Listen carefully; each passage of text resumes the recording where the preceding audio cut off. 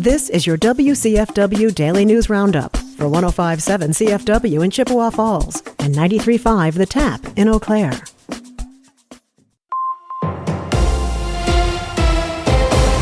105.7 CFW News, I'm James Kelly. Historically, old firefighting foams have driven the spread of PFAS, a family of forever chemicals that only recently have been studied and linked to a variety of negative health effects. An alternative to PFAS-laden foam exists. It's called soy foam, and it's developed right here in western Wisconsin. Soy foam is made from soybeans. It's developed by a Georgia-based company, Cross Plains Solutions, where David Garley is managing partner and chief tech officer. Soy foam was tested at Chippewa Valley Technical College's Fire Safety Center, which Garley says has state-of-the-art facilities. He says the center's been a critical resource for addressing two specific challenges, making it as effective as PFAS-based foams and improving its shelf life. My team and I would come up with the samples. We'd give it to the professionals here at CVTC, and they ran through a whole battery of different tests. And then the feedback that the firefighters would give us, we would take back to the lab, make those changes, and provide another prototype. Chris Turner is the lead technician at the Fire Safety Center. He says they're hoping to prevent the use of chemicals we still don't know are bad for us yet, especially for firefighters. But the real difference with soy foam is they've committed to, first and foremost, making a safe foam and used plant-based products in order to do that. So the likelihood of, another 20 years down the road, one of those other chemicals that might have been used as a replacement for PFAS, who knows what we can find out later that could actually be harmful as well. Some departments are already experimenting with soybean-based fire suppressants, including the Menominee and Elk Mound fire districts, according to testimony at the state capitol, where a bill would let fire departments be reimbursed for purchasing the foam under a state grant program. Both Turner and Garley testified in support of that bill. Garley says he expects to testify on the bill again before the Wisconsin State Assembly in mid-December. Wisconsin Lieutenant Governor Sarah Rodriguez was in Eau Claire on Wednesday visiting Western Dairyland Economic Opportunity Council and Hope Gospel Mission's new Day Resource Center. Lieutenant Governor Rodriguez spoke with local officials about some of the services the Day Resource Center will provide for area residents, as well as some of the ways the state is working to support the unhoused population. She also expressed concerns about changes to federal funding for programs seeking to help unhoused individuals find affordable housing and connect with other services. The new Day Resource Center at One Better Way in downtown Eau Claire is scheduled to open by the end of the year, replacing the services lost by the Community Haven House. In addition to providing unhoused individuals in the area with a place to escape the cold, take a shower, and do laundry, organization officials will also help connect them with other services that can help, like housing assistance programs, to help them get back on their feet for good. Lieutenant Governor Rodriguez also highlighted the importance of investing in affordable housing across the state. Wisconsin State Assembly Speaker Robin Vos prevented another vote on expanding postpartum Medicaid coverage for mothers this week. The proposed legislation would extend Medicaid coverage for postpartum mothers from 60 days to 1 year after giving birth, making it easier for them to access critical health care services. The legislation has strong bipartisan support, with enough state representatives signed on as co-authors to essentially guarantee its passage. Assembly Speaker Vos is not among the Republicans who support the bill and has so far prevented it from being brought to the floor for a full Assembly vote. On Wednesday, Democrats in the state Assembly attempted to use a petition to force a vote during the final session of the year. Instead, Assembly Speaker Vos moved the bill back to a committee, preventing that vote from going forward. State Representative Greta Neubauer called the move a blatant effort by the Speaker to prevent the bill from getting a vote. Arkansas is the only other state that has not passed a similar postpartum Medicaid expansion bill.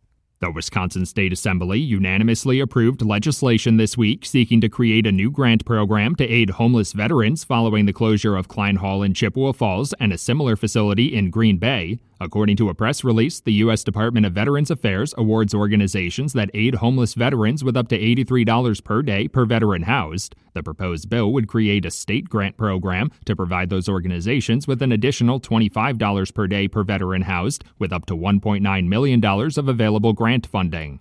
Health experts are reminding residents to take precautions against respiratory illnesses as the holiday season gets underway. Wisconsin Department of Health Services officials say flu activity is still fairly low, but with many people planning to travel for Thanksgiving and spending more time indoors, those numbers could begin to spike quickly. Residents should make sure they're up to date on vaccinations against things like the flu and COVID-19, wash their hands regularly, and stay home if they're sick to help protect against further spread of respiratory viruses. The Chippewa Valley Veterans Tribute Foundation is calling for community support as the organization works to raise money for a new memorial honoring women who served in the military. Officials say they're planning to place the Women Veterans Memorial in River Prairie Park along the Veterans Tribute Trail as one of 14 memorial stops. They're hoping to raise between $150,000 and $200,000 in total for the project, and donations can be made on the Chippewa Valley Veterans Tribute Foundation website. With the gun deer hunt season getting underway this weekend, hunters should remember to keep an eye out for black bear dens. The Wisconsin Department of Natural Resources is updating its black bear litter and diet survey to generate new bear population estimates in each management zone. Hunters can help with that survey by reporting any black bear dens they find. If you do come across a black bear den, you should keep your distance, note its location, take pictures if possible, and avoid disturbing any bears in the area. For 105.7 CFW News, I'm James Kelly.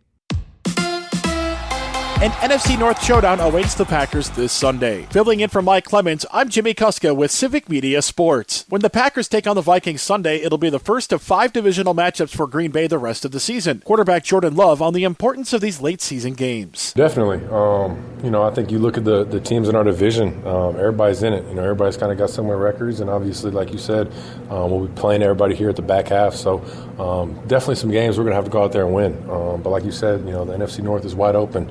And we got to take advantage of these games, go out there and go win it.